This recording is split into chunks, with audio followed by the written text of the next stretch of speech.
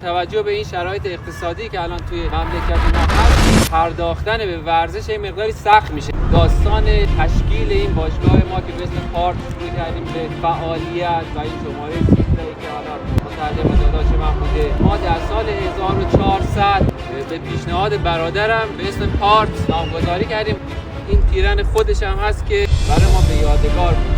متاسفانه ما سال 1402 برادرم از دست دادیم. به پیشنهاد خانواده و دوستان دور و بر قرار شد که این دوباره این اسم پارت رو که پیشنهاد خودش بود رو زنده کنیم. اولین هدفی که بچه‌ها اینجا آموزش میدیم اخلاق بهترین امکانات رو با پایین‌ترین قیمت‌ها با توجه به این شرایط اقتصادی که الان توی مملکت ما هست، پرداختن به ورزش یه مقداری سخت میشه. بالاخره پدر مادرها الان چقدر سخت همین هزینه تحصیل و هزینه‌های جانبی دیگه‌ای که برای بچه‌ها هست رو تامین کنن. ما سعی می‌کنیم این فوتبال رو توی ارزان‌ترین حالت ممکنش انجام بدیم ولی با بهترین امکان. یک نکته خیلی مهمی هم که ما برای بچه‌ها در نظر گرفتیم و این هدف گذاری جزء هدف گذاری باشگاه ما هست، تشویق به استمرار در تلاش رسیدن به هدف داشته باشن.